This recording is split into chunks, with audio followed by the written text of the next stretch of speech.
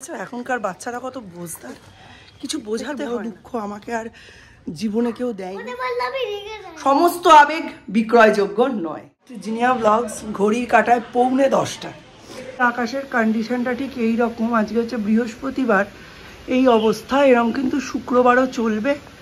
কাল বাদ দিয়ে পরশু দিন থেকে উঠবে রোদ্দুর। আর সকাল সকাল দেখো আমি আজকে নিচটা একদম মুছে নিয়েছি। শাশুড়িমা ঘুম থেকে উঠেই একতলা দোতলা দলাই একেবারে ঝাঁট দিয়ে নিতেন, আর যতদিন উনি বেঁচে ছিলেন আমিও সেটাই করতাম। এখন আর কাজের তাড়ায় হয়ে ওঠে না, সূর্যকে নিয়ে পেরেও উঠি না, ওই জন্য আর করি না। মানে নর্মাল একটু ডাইনিংটা ঝাঁট দিয়ে নিলাম এরম, তাও একতলা, দোতলায় যাই না।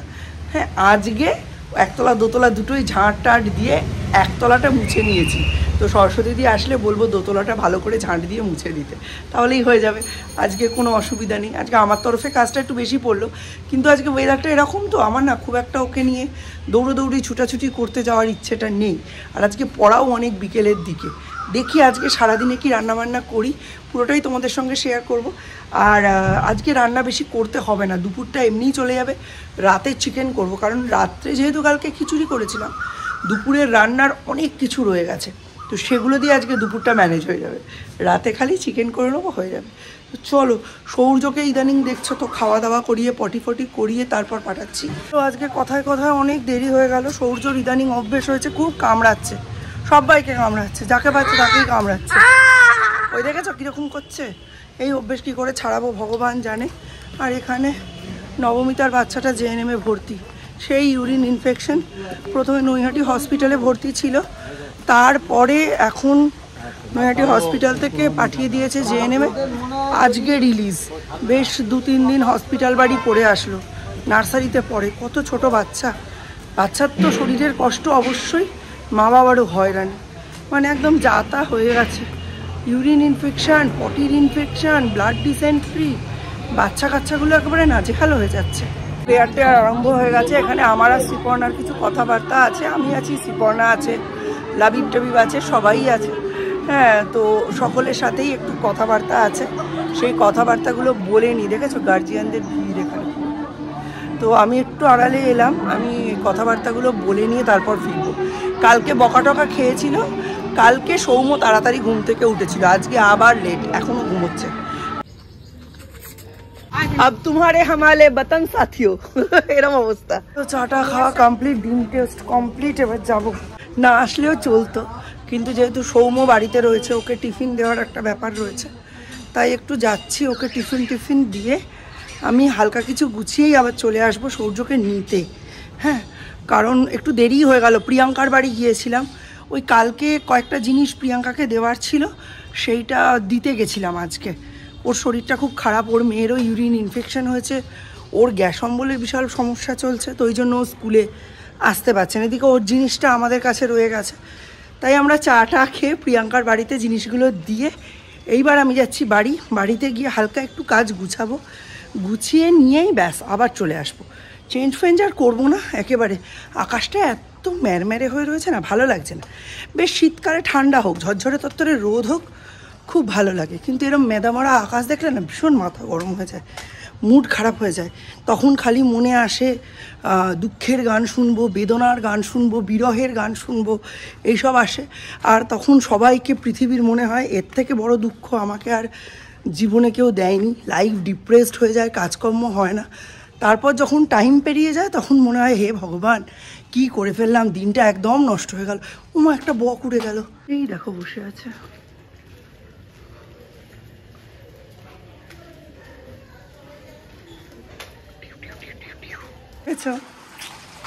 বসেছিল ওখানে। অ্যাকচুয়ালি ওর পাশেই একটা পুকুর আছে। এটা কি বক না কাদা খোঁচা কি জানি, বক বক লাগলো, সাদা তো ওরমই মনে হলো। চলো ঝটপট বাড়ি যাই। এই শনিবারে রোদ উঠবে, আমি শুক্রবার রাতেই বড়ির ডাল ফাল বেটে রাখবো, শনিবার সকালেই ফেটিয়ে একদম ছাদে রোদে দিয়ে দেবো, যাতে বড়িগুলো একদম সাদা ধবধবে হয়, সুন্দর হয়।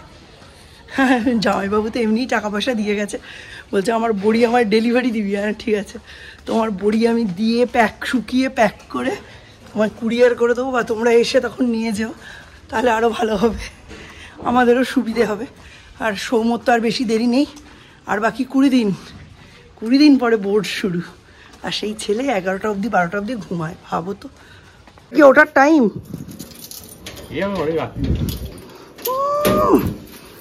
যার 20 দিন বাকি সে এখন ঘুম থেকে উঠছে। ঘরের ভেতর 4-4টে আলো জ্বালিয়ে এখন ব্লগিং করতে হচ্ছে। আকাশের অবস্থা এতটাই ঘনঘোর অন্ধকার। এমনিতেই আমি অন্ধকার ঘর বাড়ি একদম পছন্দ করি না। বাড়ি হবে ঝকঝকে তকতকে, আলো টালো জ্বলানো, ঝমঝম করবে, তবে ভালো লাগে। ঘরের মধ্যে অন্ধকার অন্ধকার ভালো লাগে বলো? আমরা কেন বাইরের ভিডিও লাইক করি? কারণ বাইরের ভিডিওতে আমরা এক্সটার্নাল সাউন্ড পাই, এক্সটার্নাল লাইট পাই, যেগুলো ব্লগকে আরও জীবন্ত করে তোলে। তো ঘরের ভেতরে যদি থাকতে হয় তাহলে ঘরের ভেতরটাকেই এতটাই ইন্টারেস্টিং করে কেন তুলবো না, যাতে আমাদের ঘরে থাকতেও আমরা ততটাই এনজয় করি। তো চলো, সৌম্য চলে গেছে চিকেন আনতে, আর আমি এখন কি নিয়ে বসে আছি? এই যে বাসনের পাহাড়। এই বাসনের পাহাড়টা গুছাবো। আর সৌম্যের জন্য বানিয়ে নিয়েছি এই যে কফি। এই কফিটা সৌম্য আসলেই সৌম্যকে MS ফ্যামিলি মন্দিরার ব্যাপারে সাপোর্টে যে কথাগুলো বললাম, এই কথাগুলোর সঙ্গে কিন্তু আমি আজ এই মুহূর্তে দাঁড়িয়েও একমত। মন্দিরা ওর বাবার জন্য প্রচুর করেছে, এবং এই করার সময় মন্দিরার মাথায় যেটা ঘুরছিল, বহু ধাক্কা তো বাবার কাছ থেকেও খেয়েছে, মায়ের কাছ থেকেও খেয়েছে। তো যতটা ওর পক্ষে করা সম্ভব ছিল টাকা দিয়ে, যতটা করা যায়, এর থেকে বেশি করা যায় না। ও কিন্তু ওর দায়িত্ব অবহেলা করতেই পারতো, উড়িয়ে দিতেই পারতো, দেয়নি, পুরোটাই করেছে। তবে দাদুর চ্যানেলে 7 মিনিট থেকে 9 মিনিট অবধি ও যে ভিডিওটা দিয়েছে, ওটার ব্যাপারে আমি ওখানেও কমেন্ট করেছি। যখন এই শর্টসটা বানিয়েছিলাম আমি ওটা দেখিনি। ওই ভিডিওটা ওর দেওয়া উচিত হয়নি। ও বলেছে এটা ওই ইতি বলে যিনি আয়ামাসি ছিলেন উনি করে দিয়েছেন। ভিডিও যে কেউ করে দিতে পারে, সোমনাথ করতে পারে বা মন্দিরার বাবার যিনি আয়ামাসি ছিলেন উনি করতে পারেন। এডিটিংটা তো, ক্যাপশনটা তো মন্দিরাই দিয়েছে। তো ওই অংশটুকু যেখানে মন্দিরা ওই চিতার ওপর শুয়ে ঘি মাখাচ্ছে, এই অংশগুলো অনেকেই দেওয়া মানে পছন্দ করে না, দেখা পছন্দ করে না। সকলে তো সমান নয়। যখনই দিতে হবে একটা মাস অডিয়েন্সের কথা ভেবে দিতে হবে। এই অংশটুকু যদিও স্মৃতির জন্যেও রাখতো, তাহলেও ওটা আলাদা করেই রাখা উচিত ছিল। ওটা কিছুতেই চ্যানেলে দেওয়ার উপযুক্ত ভিডিও নয়। ওই ক্লিপটাও অ্যাড না করতেও পারতো, এডিটিংয়ের সময় বাদও দিতে পারতো, বা হেজি করেও দেখাতে পারতো।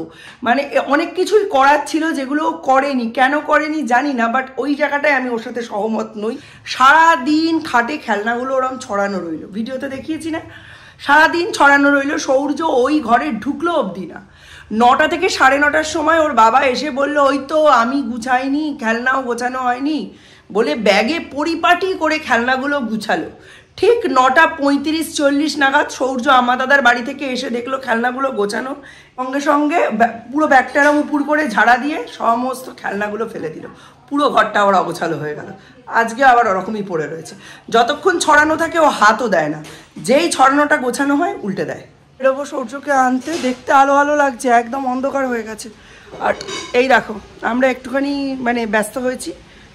বেড়ালের কীর্তি দেখো, কেন বেড়াল দেখলে রেগে যাই।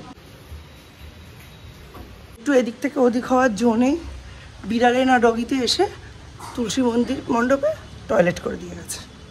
কি বলবে বলো? দরজা খুলে রাখলে বেড়াল ঢুকে যায়, দরজা বন্ধ করে রাখলে কুকুরে টয়লেট করে দিয়ে যায়।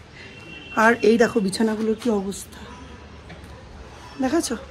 ওরা তো আর বলতে পারে না, ওদের জিনিস আর কে রোদে দিয়ে দেবে বলো? যে বিছানা কাঁথা কম্বলগুলো দেওয়া হয়েছিল সব ভিজে গেছে।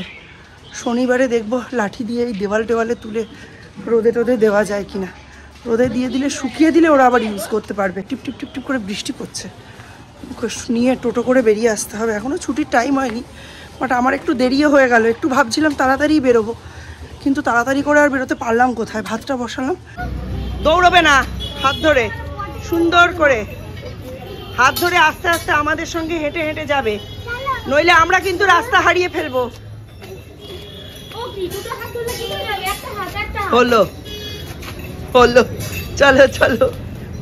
বেশি দৌড়োদৌড়ি করলেই কুকুরে কামড়ে দেবে, তখন ইঞ্জেকশন দিতে হবে পেটে, প্যাক প্যাক করে। জল খাবে তারপর টাটা বলবে।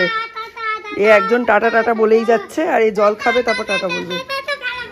কত ইচ্ছে করে সামনে থেকে ভিডিও করি, ওরা দুজনে যে রেটে দৌড়োয়, ওদের সামনে পৌঁছবে কার সাথে? হ্যাঁ কাশি হয় দৌড়লে, জানো তো, জেনে এখন বলছে জ্ঞান, মানে বলে না বিদ্যাসাগর, এ হচ্ছে জ্ঞানের সাগর। জ্ঞান মানে জ্ঞান পাপি বলে না, ওই রকম অবস্থা। জানে দৌড়লে কাশি হয়, আমাকে আবার জ্ঞান দিচ্ছে দৌড়লে কাশি হয়, এদিকে জল খাচ্ছে আর জ্ঞান দিচ্ছে আমাকে, জ্ঞান পাপি। সাইকেল করে একজন লোক যাচ্ছে, কানে ফোন দিয়ে কথা বলতে বলতে বলছে এই কান থেকে ফোনটা নামাও, সাইকেল থেকে পড়ে যাবে তো। কে বলেছে ওকে জ্ঞান দিতে? একটা হাত দিয়ে সাইকেল চালাচ্ছে, একটা হাত দিয়ে ফোন চালাচ্ছে। এটা কি উচিত? এটা কি উচিত করা? না না না না না। আচ্ছা, এখনকার বাচ্চারা কত বুঝদার, কিছু বোঝাতে হয় না, কিন্তু এরাই যখন 16-17 বছর হবে এক হাতে বাইক চালাবে, এক হাতে ফোন চালাবে। এই দেখো আজকে কি কি রয়েছে, এই 2 পিস পাবদা মাছ রয়েছে আমার আর সৌমর হয়ে যাবে, ডাল রয়েছে, এর মধ্যে রয়েছে এই যে শিম ভর্তা ধনেপাতা দিয়ে, এর মধ্যে রয়েছে এই যে লাল শাক, এর মধ্যে রয়েছে আলু পেঁয়াজকলি, পেঁয়াজ রসুন লঙ্কা দিয়ে মাছের ডিম ভাজা। বাইরের ওয়েদারটা তোমাদের একটু দেখাই, ঘরের ভেতরে লাইট থেকে গেলে তবে বুঝতে পারবে।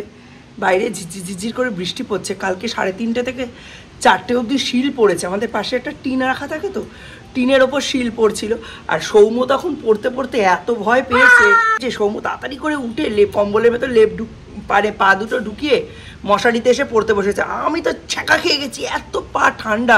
আমি তুই ঢুকবি তো আগে ঢোক, বলছে আমার পায়ে ঠান্ডা লাগছে। আমি মোটেই না, শিল পড়ার শব্দে তুমি ভয় পেয়েছো, ওই জন্য তুমি এখন ঢুকতে এসেছো।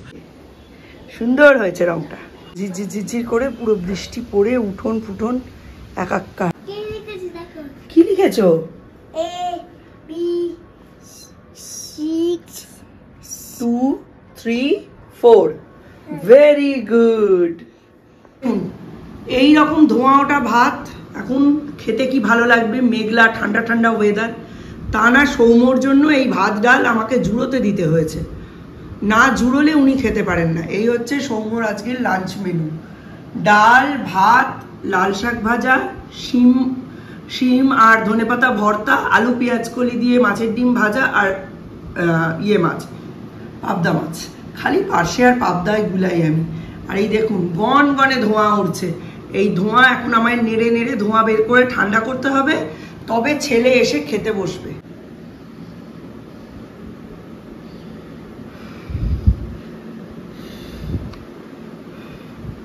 এই দেখুন অবস্থা দেখুন, ফ্যান চালিয়ে এই করছি ভাত ঠান্ডা। এই ছেলের এই সময়ে গরম ভাত ফু দিতে পারে না, কিন্তু যখন বন্ধুদের সঙ্গে স্টেশনে হরির দোকানে চা খায়, গরম চা খায়। কিন্তু সুন্দর হয়েছে তো, এবার খেতে বসতে হবে। খেয়ে দিয়ে একটু পড়ে নিয়ে আমরা শুতে যাব, ঠিক আছে? আমি কিন্তু যখনই বলবো তখনই পড়তে বসতে হবে। এসব চুরি করছিস?